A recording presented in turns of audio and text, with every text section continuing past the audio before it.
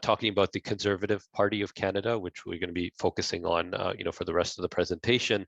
The current leader, or the previous leader, was Aaron O'Toole. He was elected relatively recently in August 2020. And you can see that it was a fairly tight race. There was about 90,000 or so Conservative Party members that voted for Aaron O'Toole, and 63,000 or so party members that voted for Peter MacKay.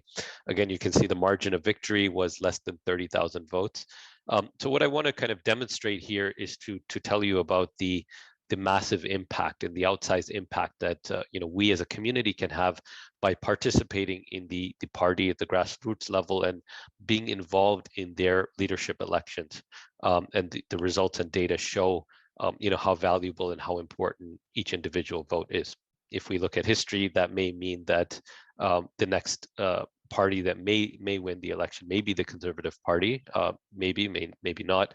And if they are, the opportunity here is to potentially select and be part of the process to select the next Prime Minister of Canada, if in fact the Progressive Conservative Party are the ones that do end up winning the election. As I mentioned, the Conservative Party of Canada is having a leadership election. Some important dates and information to keep in mind. June 3rd, which is this Friday, is the deadline to register as a member of the Conservative Party. So this means if you're a member of the Conservative Party, it makes you eligible to vote in the upcoming leadership convention. That convention is going to take place between August to September, and there will be a party convention on September 10th where the winner will be announced. The qualifications: you need to be a Canadian citizen or permanent resident, at least 14 years of age or older. It is a mail-in ballot process, so there is not a situation where you would have to spend a day at a convention or spend any time. You would be, if you become a member, you would get a ballot in the mail that you could fill out and mail back. So in terms of effort and time that would be required, it would be quite minimal. And in terms of fees, there's a $15 one-time fee that you would have to pay from your own funds to become a member of the Federal Conservative Party. According to the StatCan projection, there's almost 2 million Muslims in Canada. And the Muslim population in Canada as a proportion of the Canadian population is growing. And if we go back to that data point around the last Conservative Party of Canada leadership election was decided by less than 30,000 votes. If we look at 2 million Muslims almost, of course, I'm not saying that all Muslims should be supporting one party or another. All I want to demonstrate here is that we as a Muslim community have a huge opportunity to have influence, to shape what the future looks like, not necessarily for ourselves, but if we think about our children, our grandchildren, future generations, we want to make sure that our voice is heard, that we are able to really effectively have influence, share our ideas, and shape what the future of any particular party may be. Can you be a member of multiple parties? You cannot be a member of multiple federal parties. That means is you can't be a member of the Conservative Party at the same time as you're a member of the Liberal Party of Canada. However, most people are not Liberal Party members, and they're more of supporters of the Liberal Party. So if you were part of the leadership race or a single primary, you're not necessarily a member. And you can also be a member of the provincial Liberal Party or a different party in the province and still be a member of the federal Conservative Party. And it's quite possible your membership has lapsed. So there shouldn't be anything stopping anybody from becoming a member of the Conservative Party. When you buy a membership to the Conservative Party or you become a Conservative Party member, is that a lifetime membership? No, so the membership is renewed. It's an annual membership and it does not auto renew. So you'd have to go in and renew it once a year. Are membership fees tax deductible? So the $15 membership fee is not tax deductible. However, there are annual limits for contributions you can make to the party, and those are set by Elections Canada every year. Does the Conservative Party of Canada have any Muslim MPs? Yes, there is one Muslim MP, Ziad Abdul Latif, out in Edmonton. And we're looking forward to, depending on how this leadership race goes, hopefully a lot more Muslim MPs. Does the Canadian Muslim Vote endorse the Conservative Party of Canada? No, so we are nonpartisan charity, but we do work with all parties. And this is for educational and informational purposes only. So we do not endorse the Conservative Party or any party for that matter. Patrick Brown views Indira Modi as one of his mentors. Again, I'm just reading the question. This is not my question. I'm not passing any judgment on it, nor do I necessarily agree with it. He especially highlights how nationalistic he is. Is this something that should concern us as Muslims? Any comments on this? Sure. So as the Canadian Muslim vote, we obviously don't take any positions or speak for the candidates. Everybody can do their own research.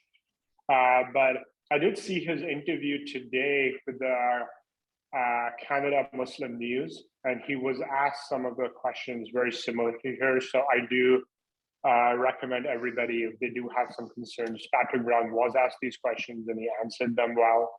And I'll let you be the judge of whether that negates anything. As Muslims should read that. Everybody can make their own independent judgment, but I think it's a question which was asked and answered well.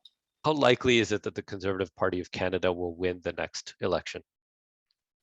That's a loaded question. It is hard to determine who will be winning. However, from the last election, you could see that the Conservatives won the popular vote. But the way the electoral districts were structured, the Liberals got a minority government. And also, as you can see by your presentation, historically, every decade or so, you see a shift in leadership between the Conservatives and Liberals. Typically, structural changes in the economy, the healthcare pandemic, these are key issues that may increase voter turnout and ultimately a potential government change. If you sign up for membership, with the Conservative Party of Canada, when the next federal election happens, can you vote for another party in the general election? Can you maybe just walk through some of how that works, some of the nuances, and kind of how we should think about that? Absolutely, thank you, Yes. So what you're voting for now is to decide who do you think should be the best leader for the Conservative Party. This has nothing to do with the federal election. You can vote for whichever party you feel the most aligned with at that stage of time. We're really lucky in Canada where not only we have the liberty of choosing our leaders of who's going to be the prime minister or the premier, we're also very lucky to choose who's going to be the leader of each of these parties. And this is an opportunity right now we have to help become the next leader of the Conservative Party, where, to be honest, a lot of Muslims are the most concerned about. So all the members have very different views right now. And I encourage all of you to go and find which leader do you think aligns the most with your values, what is important for you, and then go and select that person to go become the leader. And if he's not the right person, if he becomes the leader and you still feel like, hey, I align myself more with the Liberals or the NDP or the Green Party, you can still go vote for that party when the general election happens. At no point are you committing by becoming a member of the CPC that you have to vote for the CPC in the next election. If I'm a member of a different party right now, can I withdraw membership to become a Conservative Party of Canada member? That is correct. You can revoke your membership by just letting the party know. So when you do become a member, you're not committed to become the member the whole time, which could be as simple as just emailing that party to say I'm revoking my membership. Is your membership of a party shared with any agencies or publicly? So this speaks to privacy. Absolutely. So when you become a member of the party obviously knows you've become a member, and it is shared with all the candidates. So it's not shared with Elections Canada. It's not shared with the federal government. It's only shared with all the candidates. So it's not restricted. So if you go and become a member at Leslie Lewis's party, the party will find out, as well as all the other 5 candidates will find out.